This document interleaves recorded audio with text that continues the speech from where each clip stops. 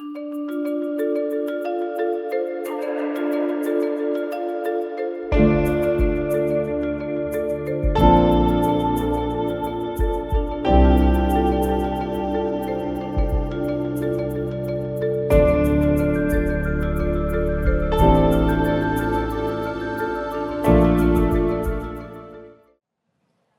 todo, agradecerles su presencia en esta mesa redonda, que es un placer para mí, junto con Elena, moderar. Agradecemos a la SED y al comité organizador que nos haya invitado y nos dé la oportunidad de poder hablar de este tema tan apasionante. Y paso ahora a presentar el primero de los ponentes. Iremos presentándoles según se vayan presentando las sesiones. La primera ponente es Judith Fernández, de Tenerife. Tengo que decir de Judith que es una excelente endocrinóloga, diabetóloga, somos amigas. Investigadora y, por supuesto, amiga. Y yo creo que nos va a presentar una sesión muy interesante. Espera que vea el título. Espera, que no lo veo. Espera, es que no lo veo porque no me llega a la vista. Es que no veo, perdonadme. Nos va a hablar de los criterios y estrategias para la remisión de la diabetes. Judith, cuando quieras. Bueno, pues ya se me adelantó Amparo. Siempre se dice esto. Muchísimas gracias por estar aquí, hoy más que nunca hasta ahora. Y la verdad que pensaba yo que íbamos a estar todavía en más petit comité, así que es de agradecer a la SED también que nos permita hablar de esto. Y vamos a hablar primero de lo que es remisión y qué estrategias clínicas han demostrado remisión y si esto tiene un poquito de factibilidad a la hora de nuestra rutina diaria. Así. Voy a dividir la sesión en tres cosas muy breves. Realmente, qué es la definición de remisión en diabetes tipo 2, qué estrategias hay y unos pocos mensajes para casa. No domino el puntero. La verdad que no sabía cómo empezar y tampoco he hecho lo del televoting porque pensé que íbamos a ser 2 o 3. No hace falta que contestéis, pero era un poquito por reflexionar. Cuando se habla de remisión en diabetes tipo 2, ahora que vamos a hablar de diagnóstico, de criterio de remisión, ¿qué te encaja más acerca de lo que estamos hablando? ¿Hace referencia a la potencial curación de la enfermedad, de la diabetes tipo 2? Como opción B, ¿hace referencia a la capacidad de mantener la enfermedad sin actividad y en control glucémico? O la opción C, no acabo de tenerlo claro.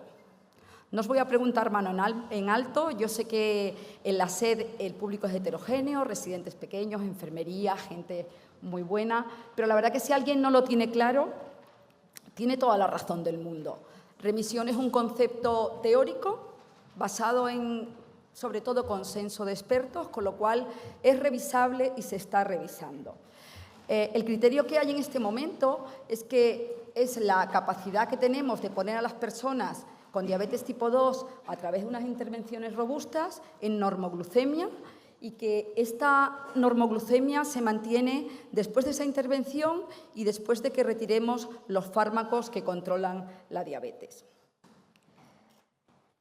El criterio de remisión surge a final de los años 90, cuando los cirujanos empiezan a reportar que tras la cirugía bariátrica logran tener a pacientes con diabetes tipo 2 y sin glucemia elevada tras la remisión. Todos recordamos aquellos casos, o los que somos más canosos, de que ya incluso antes de la alta hospitalaria y antes de que la magnitud de la bajada de peso fuera alta, había pacientes que no necesitaban insulina y que luego con el tiempo no necesitaban ningún fármaco.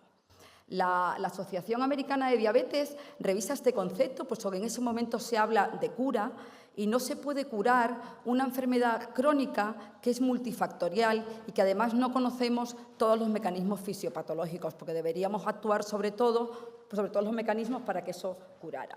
En este momento surge la primera definición de remisión, que no fue muy seguida, se consideraba farragosa, Y llovió mucho hasta que en el año 2021 hay un consenso, el primer consenso entre las grandes sociedades que manejan diabetes, las grandes sociedades que manejan cirugía metabólica y cirugía bariátrica, y surge este consenso. Este consenso que se publica en el 2021, antes de ayer, y lo que te dice es que la remisión se considera cuando, tras una intervención, que ahora hablaremos de ella, se logra glucemias que estén por debajo del criterio diagnóstico de diabetes, es decir, con glicosiladas por debajo de 6,5 y que se confirman después de 3 meses de retirada de los fármacos.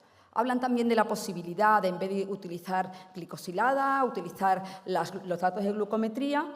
Y este consenso, a pesar de que es muy precoz, enseguida tuvo críticas. Tuvo críticas porque decían, ¿cómo vamos a hablar de remisión si ponemos el grupo de pacientes que está por debajo de 6,5? Hay un grupo de pacientes que serán prediabéticos y está demostrada que la prediabetes también tiene eventos cardiovasculares y eventos negativos para las arterias de las personas con diabetes, con lo cual no se puede, había críticos a esta remisión. El último criterio, que no va a ser el último vez que se habla de remisión es a final del 2022, las guías canadienses, que la verdad que si no las habéis leído son deliciosas, las recomiendo.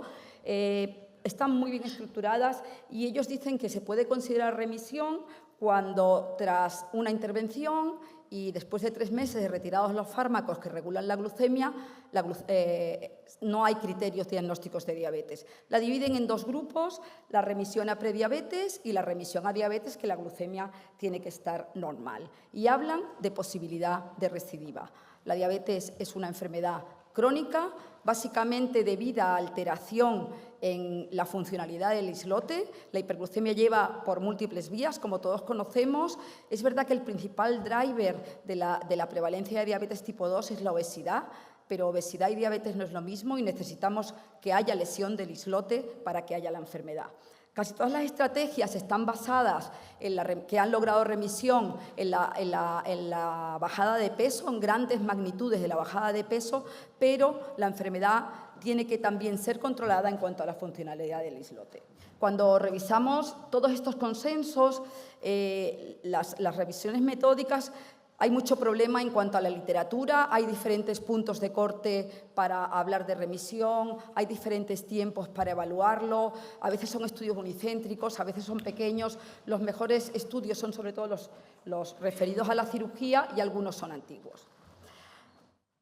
La remisión entonces no es la actuación antes de que aparezca la diabetes, eso serían actitudes de prevención primaria de la enfermedad, donde sabéis, todos tenemos interiorizado que el control de peso es importantísimo para evitar nuevos casos de diabetes, y lo que quizá no tengamos tan interiorizado es la necesidad de, cuando tenemos ya la enfermedad, tenemos que llegar a unos objetivos de bajada de peso.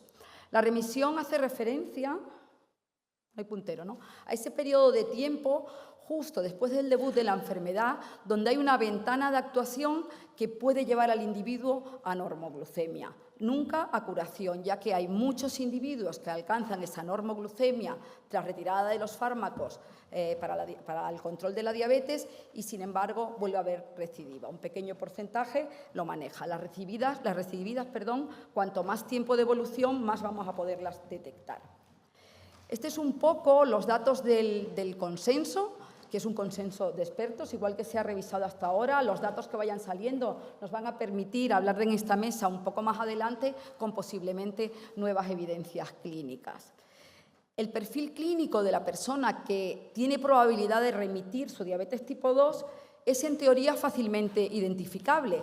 Son personas con diabetes tipo 2 que generalmente son obesas, que tienen corto tiempo de evolución de enfermedad, tienen un islote todavía funcionante y no necesitan insulina.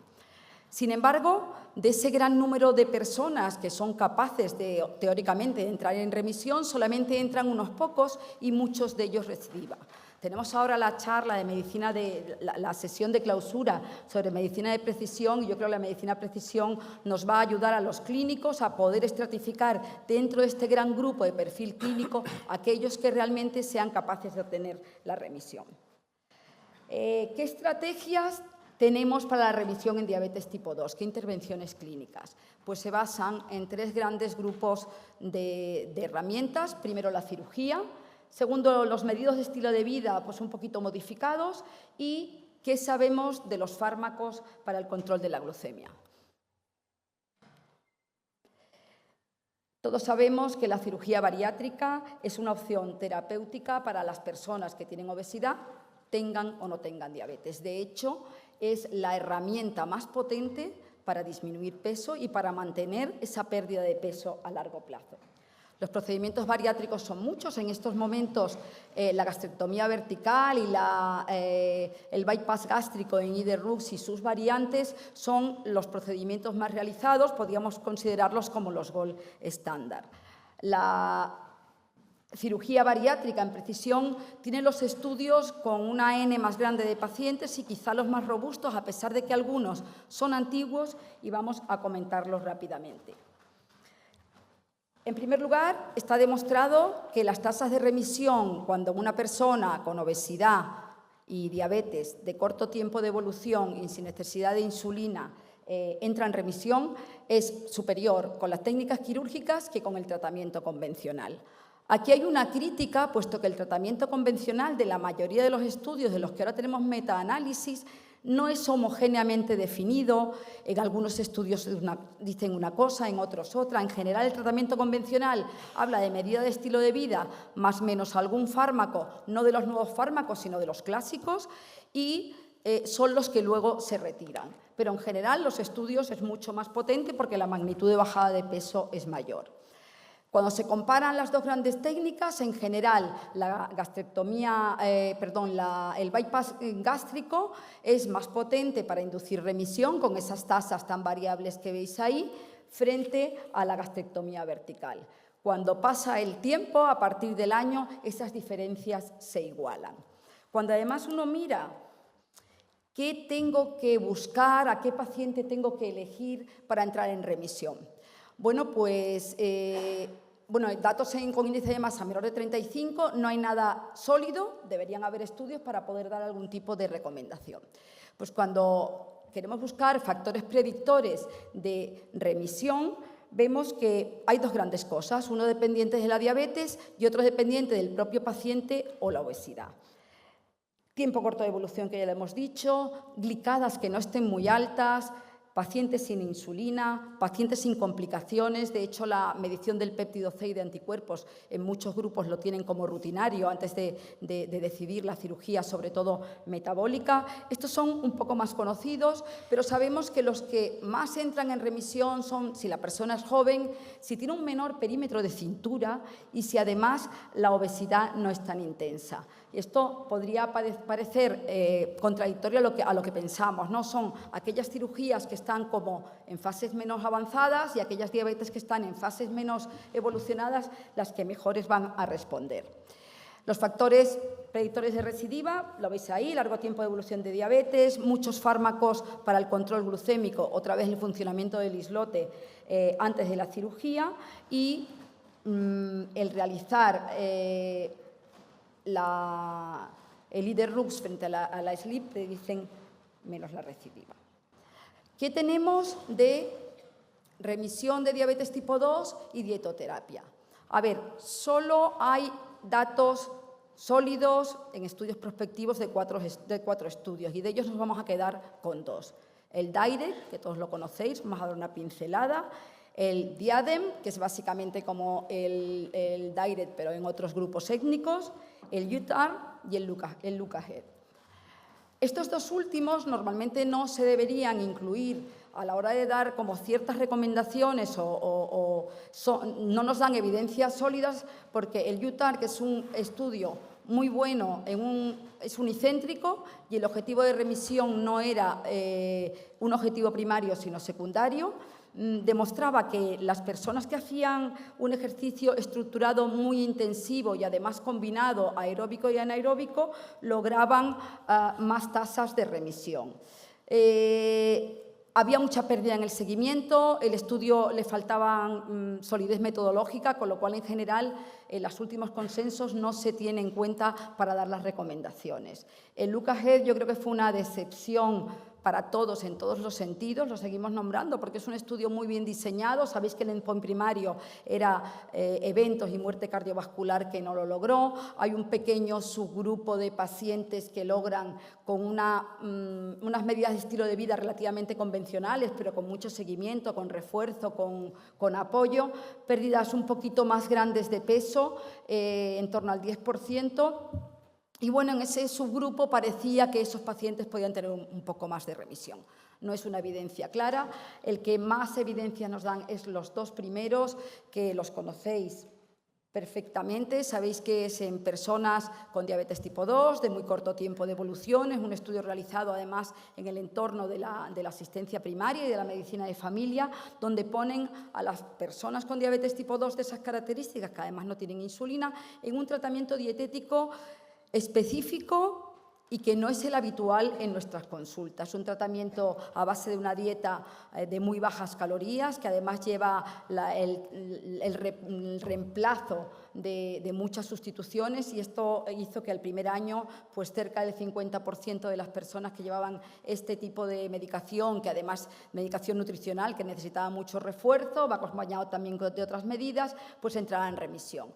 A medida que pasa el tiempo, la remisión va decayendo. Hasta ahora todo lo que teníamos de remisión tiene que ver para esa fase inicial con grandes magnitudes de bajada de peso. De hecho, en las guías de práctica clínica ya nos dice que un objetivo terapéutico en la persona con diabetes tiene que ser la reducción ponderal, porque es un factor de riesgo, con lo cual hay que tratarlos en conjunto, porque va a mejorar todas las comorbilidades de la diabetes y porque potencialmente podría hacerlos entrar en remisión. ¿Y qué hay de remisión en diabetes tipo 2 y fármacos?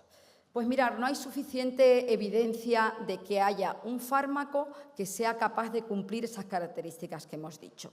Primero, no hay estudios serios, sólidos, prospectivos con los fármacos nuevos. Los fármacos nuevos, especialmente los que van a salir, los que llevan saliendo hace un año y que no somos capaces de poder trabajar con ellos, son los que han mostrado esa rotunda magnitud en pérdida de peso, que incluso se podrían asemejar o llegar a asemejar a ciertas técnicas bariátricas. No hay estudios de estos, los pocos estudios que hay con fármacos son con los fármacos antiguos, alguno que hay bien diseñado con DPP4, etcétera, no ha dado cambios significativos, pero bueno, de fármacos no tenemos nada. Yo creo que los datos que tenemos de los nuevos fármacos nos permiten hacer soñar.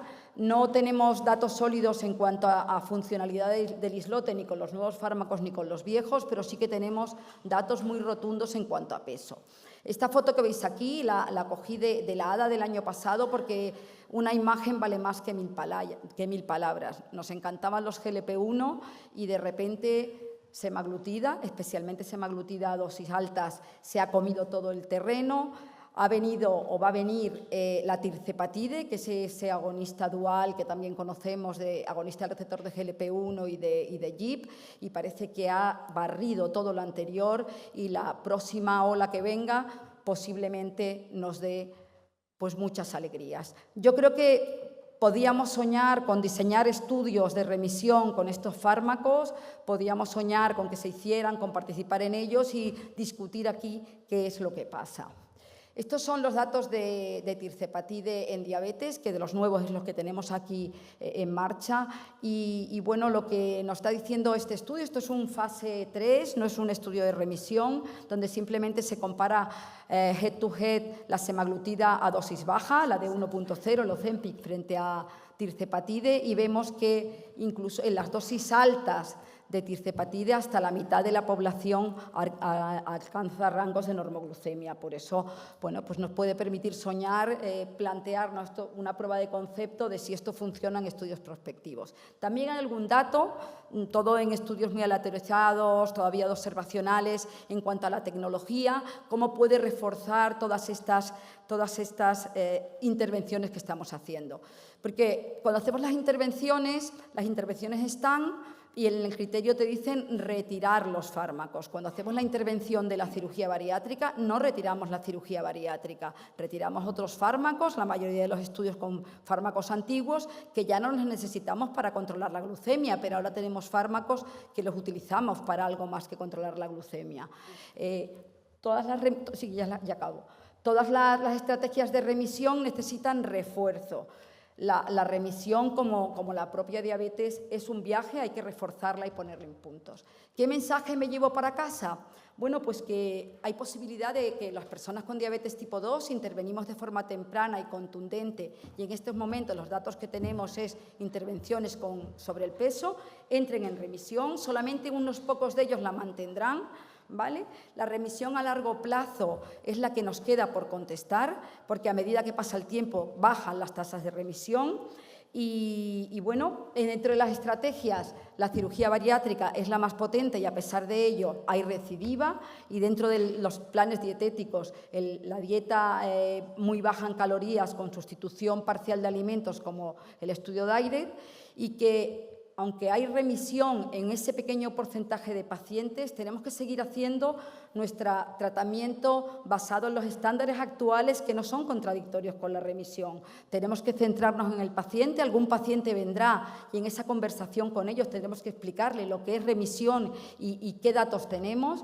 Tenemos que ser holísticos en el control de la enfermedad, mirando más allá del control glucémico, que es imprescindible, mirando eventos cardiovasculares y utilizando fármacos protectores, y tendremos que seguir evaluando, incluso en las personas, las pocas que mantienen remisión a largo plazo, todos los controles habituales de diabetes, porque no sabemos qué pasa con las complicaciones. Pues muchísimas gracias. Agradezco a José Miguel González Clemente y a todo el equipo del área de diabetes de la SEM, puesto que son una constante fuente de inspiración y trabajo. Muchísimas gracias.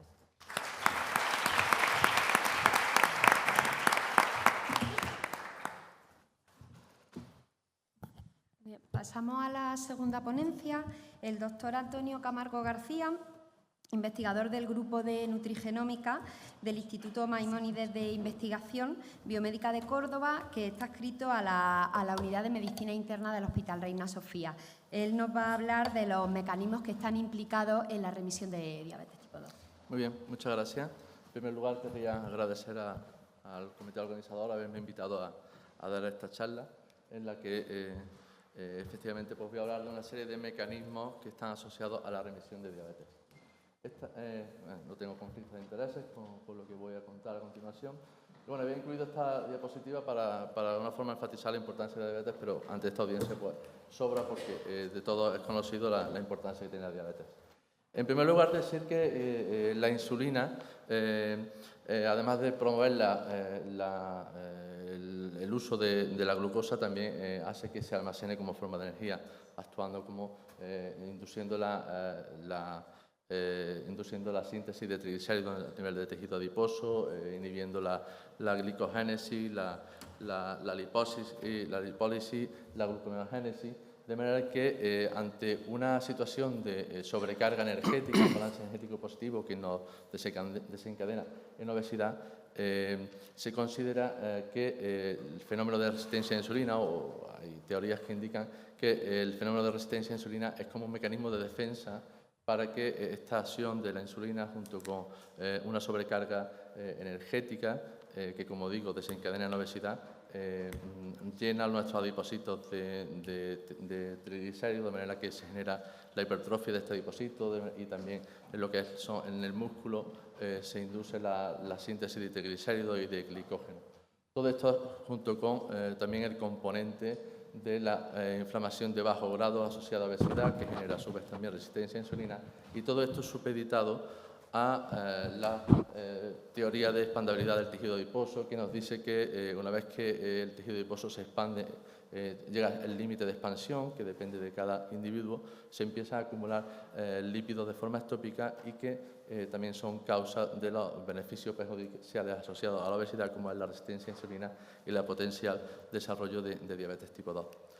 El segundo punto clave en la diabetes pues, es la célula beta. Aunque en un primer momento sabemos que la célula beta responde a la hiperglicemia, aumentando la secreción de insulina y la masa celular, todos sabemos que luego existe un descenso de todo esto, propiciado por la glucotoxicidad y la lipotoxicidad, que genera apoptosis en la célula beta y disfuncionalidad de esta. También sabemos que existe un fenómeno de diferenciación durante el desarrollo de la diabetes tipo 2, que genera que los niveles de insulina decaigan. Pues bien, si sabemos que esta célula beta deja de ser funcional durante el desarrollo de la diabetes tipo 2, también sabemos que es un proceso que puede ser reversible.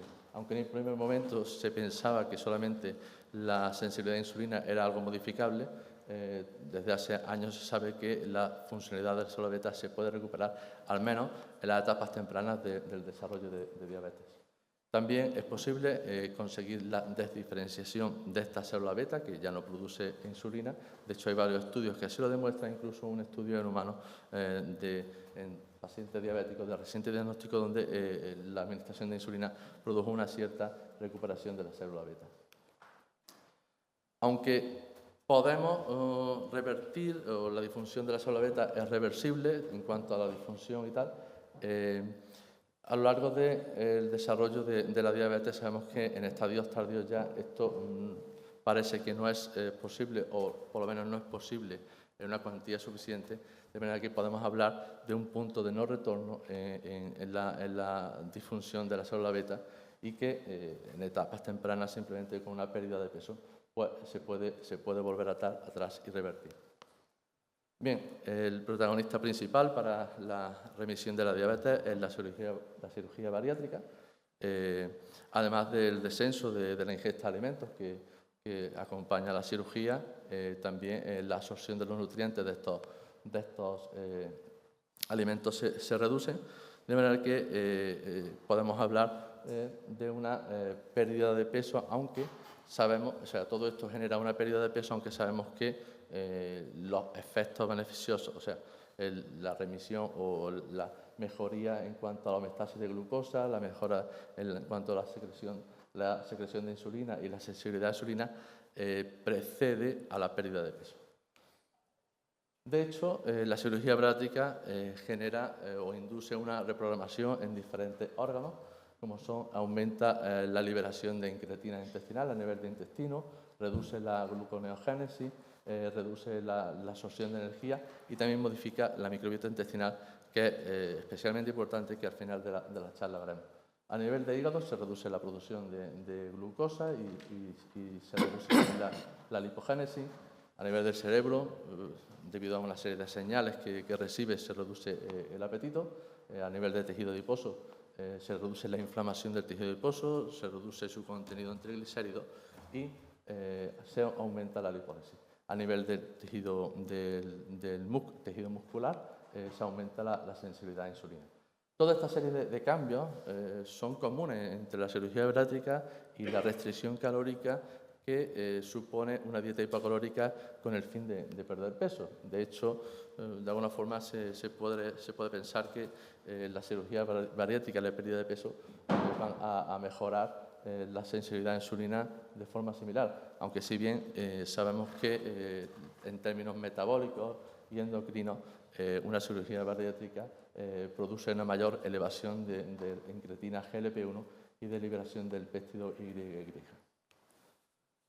Si bien, aunque son mecanismos similares, sabemos también del estudio DIRECT que no hace falta hacer una cirugía bariátrica para remitir la diabetes. Se puede remitir de la diabetes simplemente perdiendo peso, y sabemos que esta restricción calórica, tanto la que genera la cirugía bariátrica como la que se produce o la que genera la pérdida de peso, es el mecanismo por el cual se mejora la sensibilidad a la insulina.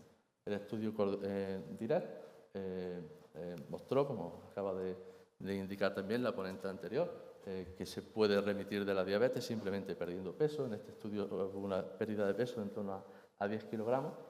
Si bien se pueden clasificar los pacientes en dos tipos, unos responden y otros no responden. Si bien todos perdieron peso, en un grupo de pacientes se disminuye la glucosa en ayunas, la hemoglobina glicada, hay una mayor disminución de triglicéridos hepáticos, de una mayor mejoría de la sensibilidad a la insulina, de manera que tenemos pacientes que han respondido a este tratamiento y otros que no. Volviendo a la cirugía bariátrica, a su vez también podemos hablar de mecanismos dependientes de peso e independientes de peso.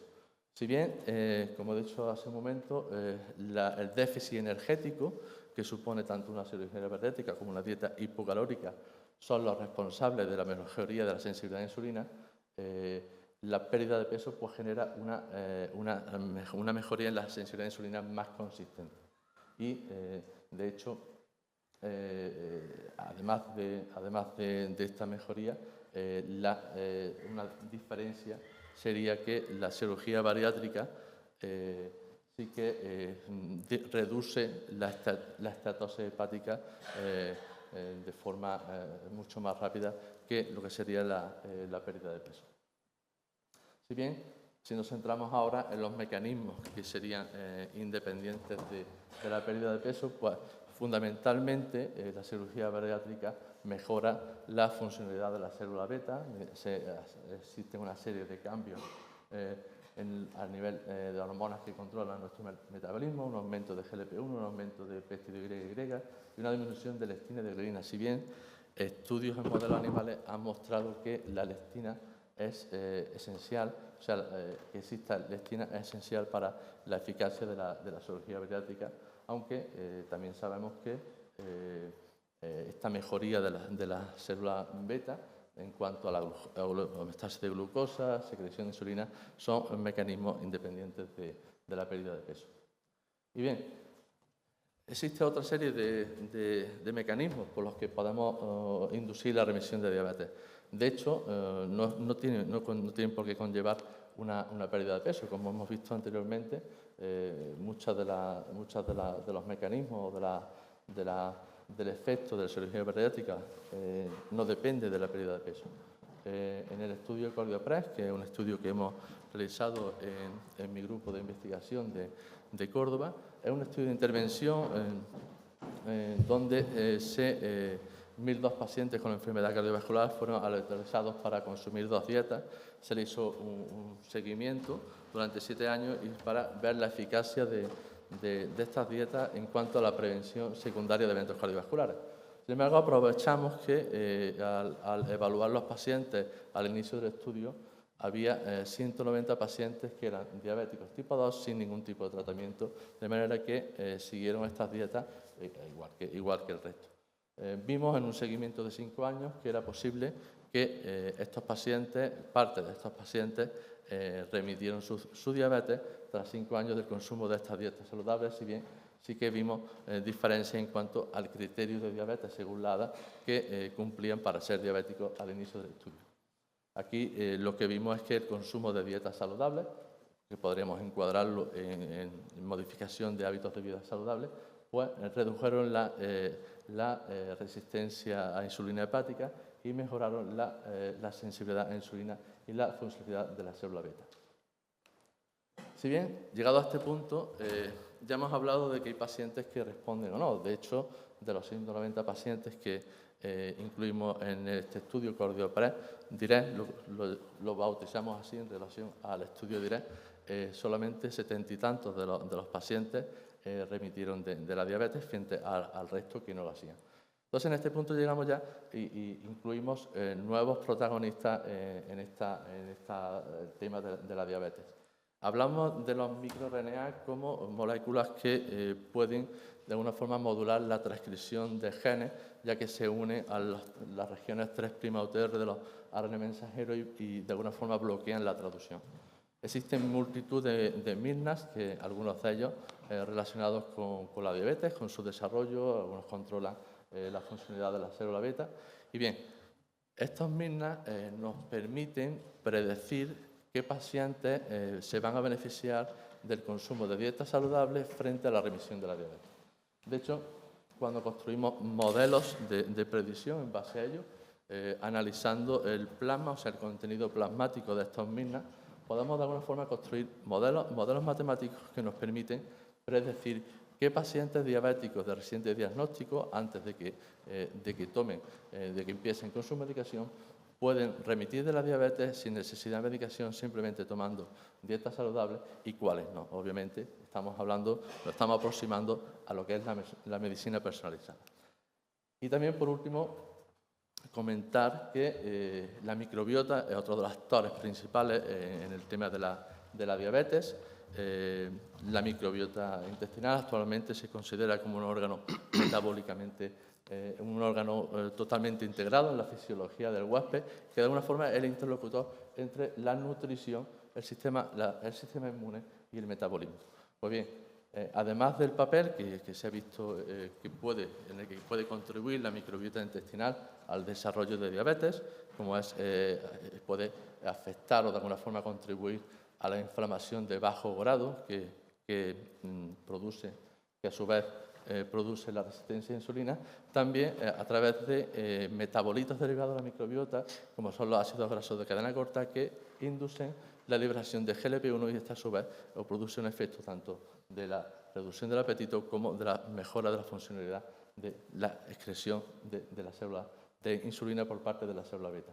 Pues bien, esta microbiota intestinal también nos permite predecir qué pacientes en este estudio iban a revertir su diabetes simplemente consumiendo dietas saludables tras un seguimiento de 5 años de intervención. De manera que, de alguna forma, y en línea con lo que también nuestra compañera acaba de mencionar, no solamente tenemos que ver la remisión de la diabetes, sino que disponemos actualmente de herramientas que permiten predecir o seleccionar qué pacientes son los que van a ser respondedores o para qué pacientes va a ser efectivo un tratamiento, de manera que cuando un paciente en riesgo de diabetes entre en una consulta de un endocrino, este endocrino pues tenga herramientas a su disposición para elegir qué tratamiento y si el tratamiento seleccionado va a ser eficaz o no para tratar o intentar revertir la diabetes en el paciente. Y básicamente con esto acabo. Gracias por vuestra atención.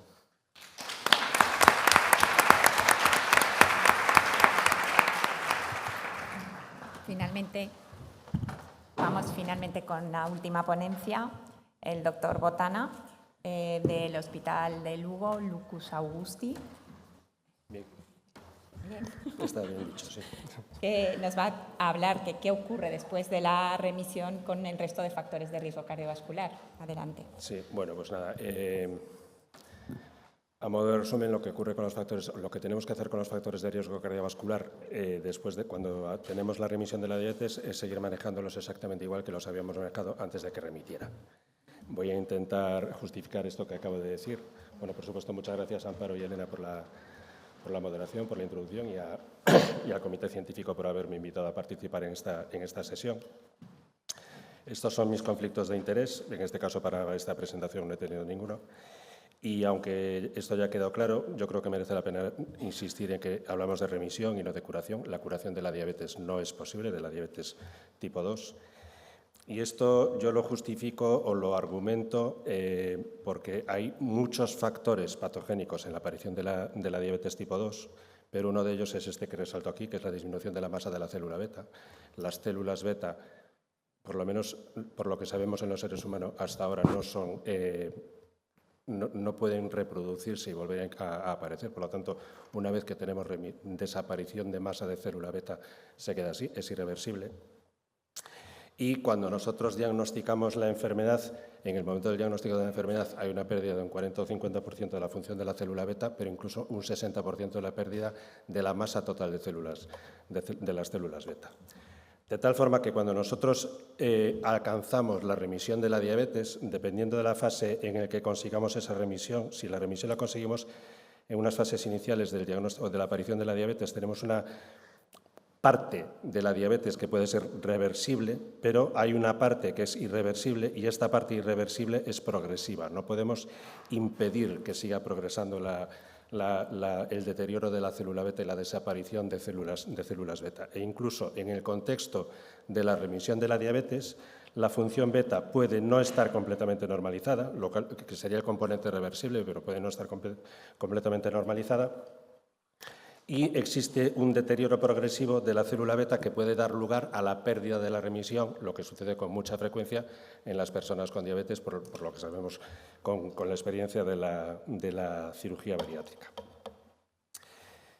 Otro argumento que quiero poner encima de la mesa es el riesgo cardiovascular que tienen las personas cuando las diagnosticamos de diabetes tipo 2. Esta es la clasificación de los grados de riesgo que ha establecido la Sociedad Europea de Cardiología en el año 2023, clasificación con la que yo personalmente no estoy de acuerdo y me consta que gente en esta sala tampoco está de acuerdo, porque no existen, en nuestra opinión, personas con diabetes tipo 2 que tengan bajo riesgo cardiovascular.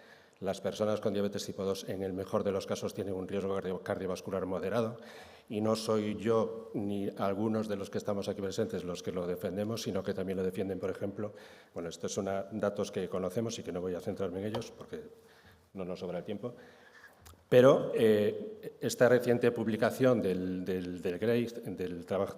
ensayo GRADE, que es un ensayo en el que se analizan desde hace años los factores en la evolución cardiovascular de pacientes con diabetes tipo 2 tratados con distintos fármacos, pues una de las conclusiones que establece en este trabajo es que establecer una disyuntiva en personas con diabetes tipo 2 entre alto y bajo riesgo no tiene sentido, porque para los autores de este trabajo, con lo que yo estoy de acuerdo, la diabetes tipo 2 es toda de riesgo cardiovascular, en el mejor de los casos, moderado.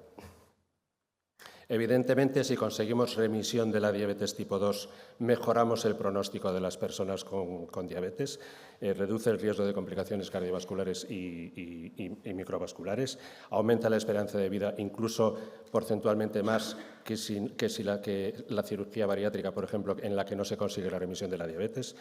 Pero la diabetes tipo 2 acaba reapareciendo a los 5 o 15 años en torno incluso hay series que hasta el 70% de las personas reaparece la diabetes al cabo de unos años.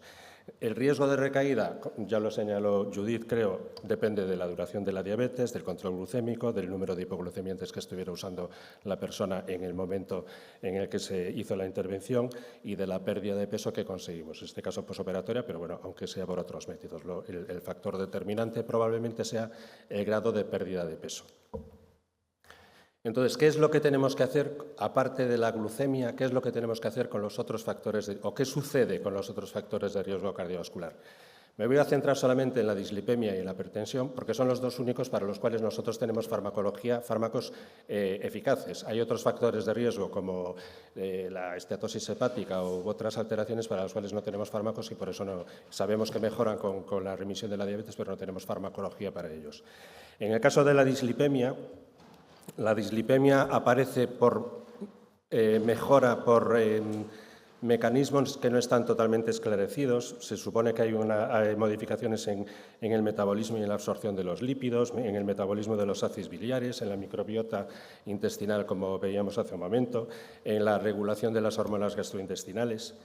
Sabemos que hay mejoría de la dislipemia incluso antes de que aparezca la pérdida de peso. Eso también sucede con la diabetes, sucede con la hipertensión, que incluso antes de que el paciente empiece a adelgazar ya hay mejorías metabólicas muy significativas. Y en el caso específico de la cirugía bariátrica, sabemos que mejoran los niveles de triglicéridos y los niveles de colesterol HDL y también sabemos que mejoran los de LDL, pero en el caso de los LDL hay diferencias de unas técnicas a otras y no está muy claro por qué mejoran los niveles de colesterol LDL. En cualquier caso, como vemos en esta tabla, la mejoría de la dislipemia probablemente sea lo que más frecuentemente sucede después de la cirugía bariátrica. Hay una mejoría de la diabetes, hay un porcentaje de remisión de diabetes muy alto, hay un porcentaje de remisión es que me estoy equivocando con el puntero. Hay un porcentaje de remisión de hipertensión muy alto, pero lo que más porcentualmente mejora es la dislipemia.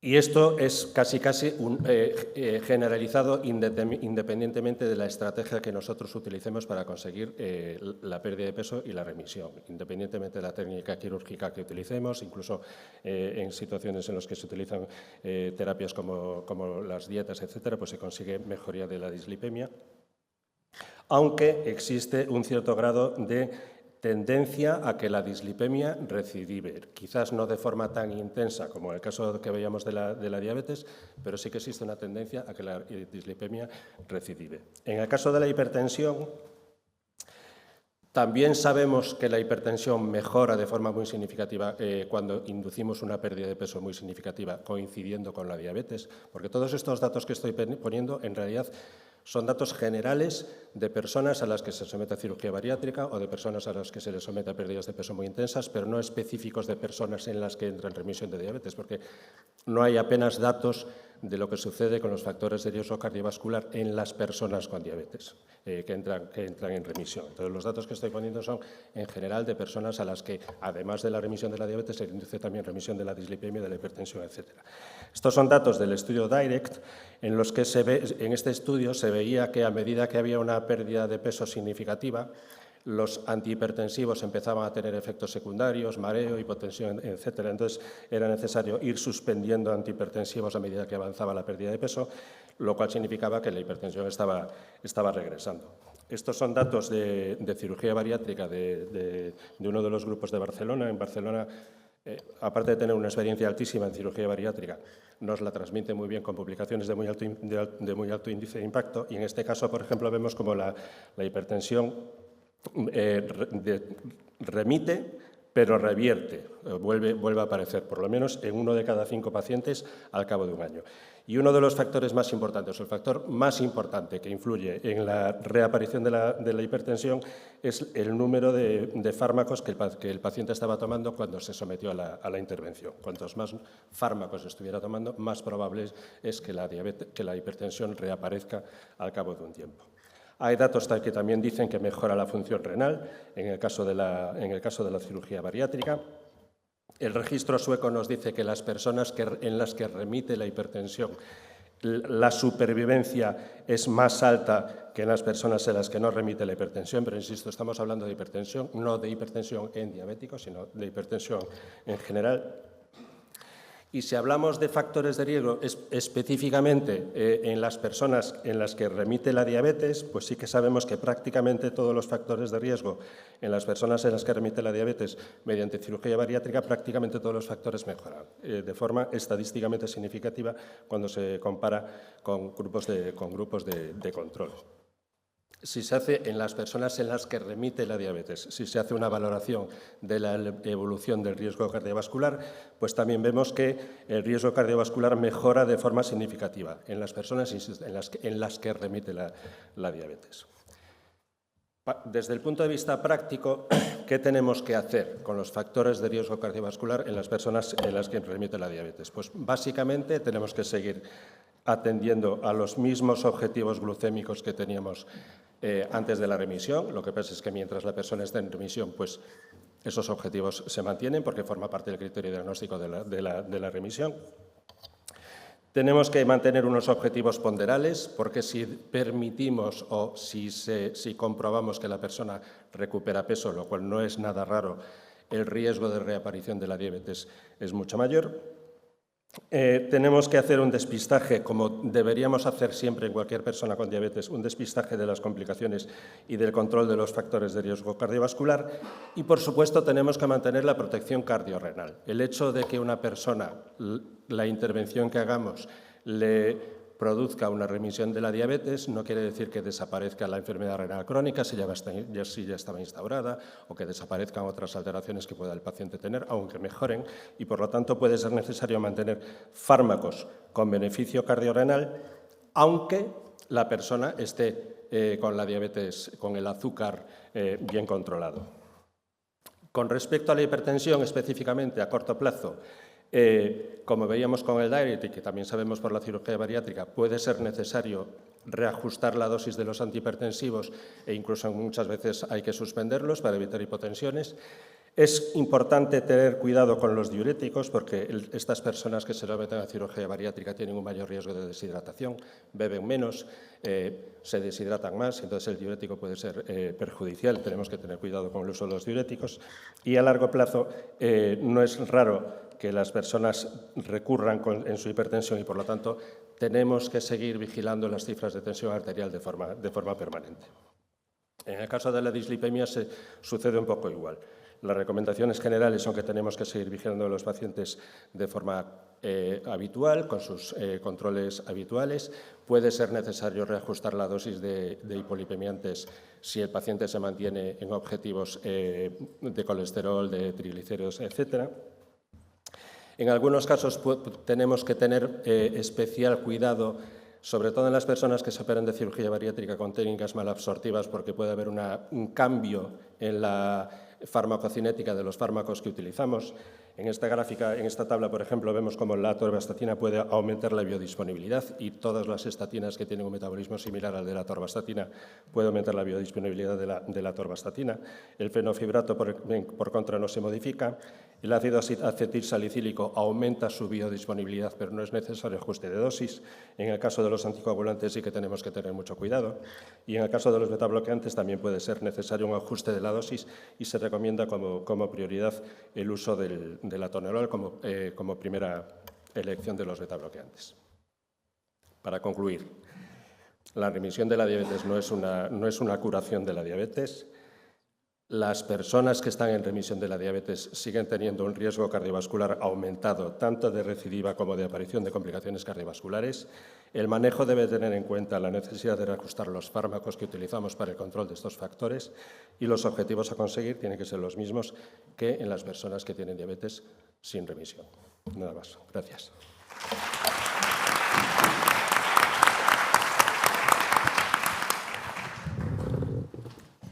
Bueno, hemos empezado un poquito tarde, pero nos quedan 5 minutillos para preguntas. ¿Alguien en la sala?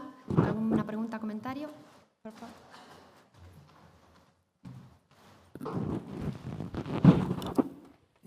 Yo tengo una pregunta para Judith.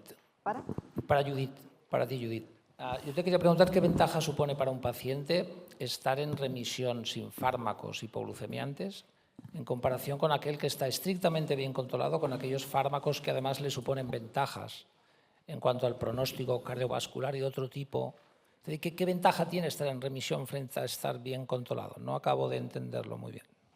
A ver, son dos conceptos distintos, ¿no? Uno es remisión, que es un concepto teórico con el cual intentas revertir la actividad de enfermedad, y otra cosa es el manejo de la enfermedad en el momento actual. Habrá un porcentaje de personas, probablemente pequeño por los datos clínicos que tenemos, y la mayoría de los que entran en remisión entran dependientes del peso, aunque luego la recidiva probablemente no tenga tanta relación con el peso, y sí que hay potencialidad de remisión por otros mecanismos, pero no están evidenciados en práctica clínica. Entonces, el control integral temprano de la diabetes, de la enfermedad sistémica que tiene esa disfunción, hay que seguirlo haciendo. Yo no veo ninguna diferencia entre remisión y paciente en buen control, salvo que uno no llevaría fármacos, con lo cual desde el punto de vista teórico podrías decir que está en remisión. La mayoría de las estrategias hacen que recidive, y en esa conversación, si te llega una persona que te habla de remisión porque lee y porque quiere entrar en remisión, lo primero que tenemos que hacer es evaluarlo de forma global, como lo hacemos con todo, utilizar de forma temprana las herramientas potentes para intentar que entre en ese control para que parezca que no es diabético, y en esa evaluación de riesgo cardiovascular, si el riesgo es como mínimo medio o elevado, utilizar todos esos fármacos y mantenerlos para la protección vascular. O sea, son dos conceptos que teóricamente son parecidos en cuanto a lo que tú verías en la clínica, son diferentes. Ahora mismo, el tener uno u otro, no tenemos evidencia que tenga ventajas. Creo que es una hipótesis de trabajo tan potente que se debería probar, porque a lo mejor algún subgrupo de pacientes no necesita nada. La diabetes tipo 2 es un gran cajón desastre, es un diagnóstico de exclusión, no es uno, no es LADA, no es MODI, diabetes tipo 2. Y ahí precisamente la medicina de precisión nos podrá, creo yo, seleccionar una serie de marcadores que podamos utilizar en clínica para decir, bueno, pues a este sí le va bien. En el momento actual no tenemos esos marcadores. Si alguien te plantea que quiere entrar en remisión, deberías decirle esto, creo yo, y si no, la estrategia debe ser siendo la misma que tenemos cuando evaluamos cualquier persona con diabetes tipo 2, evaluando en primer lugar su riesgo vascular, y cuando tienes riesgo vascular, evaluando si tienes diabetes. No sé si te contesté. Enhorabuena. Soy Luis Vázquez, Santander. Enhorabuena por las presentaciones. Yo quería hacer una pregunta muy similar al doctor Botana. O sea, después de la cirugía bariátrica, parece que los antihipertensivos, si entra el paciente en remisión, ¿no? Los antihipertensivos los quitamos casi por tolerabilidad del paciente, se marea, tal, los diuréticos, lo has comentado, súper importante. Quitamos los antidiabéticos como para certificar, hacer el tic de que el paciente está en remisión, pero los hipolipemiantes los mantenemos, con todas las consideraciones que has comentado. ¿Por qué no le dejas con un ISGLT2 que también le protege al paciente si teóricamente es un diabético y realmente no? Tú mismo consideras que la diabetes no se cura y se mantiene. ¿O por qué no dejas de tratarle con un hipolipemiante cuando en un paciente con un IMC similar que no se haya hecho cirugía de la obesidad, a lo mejor tampoco eras tan estricto? 100% de acuerdo. Quiero decir, es que el diagnóstico de remisión de la diabetes, yo creo que es los criterios que hay para establecer la remisión de la diabetes, yo creo que no son válidos. Es decir, creo que lo mencionaba Judith en su charla. Tú diagnosticas la remisión de la diabetes cuando hay una glicada por debajo de un determinado valor y el paciente está sin fármacos durante un determinado periodo de tiempo. Eso lo aplicas a la cirugía bariátrica. Pero para poder aplicar eso a la cirugía bariátrica tendrías que reoperar al paciente para quitarle la cirugía bariátrica, porque si no, la cirugía bariátrica es un tratamiento que persiste. Entonces, es injusto el diagnóstico de remisión de la diabetes con tratamiento médico frente a tratamiento quirúrgico, porque el tratamiento médico lo tienes que quitar y el tratamiento quirúrgico no. Entonces, ya estamos hablando de cosas asimétricas. Y yo personalmente creo que deberíamos de mantenerle a las personas, aunque estén en remisión de diabetes, yo personalmente creo que deberíamos de mantenerle los fármacos, porque es que a mí lo de la palabra remisión me da igual, a mí no me interesa.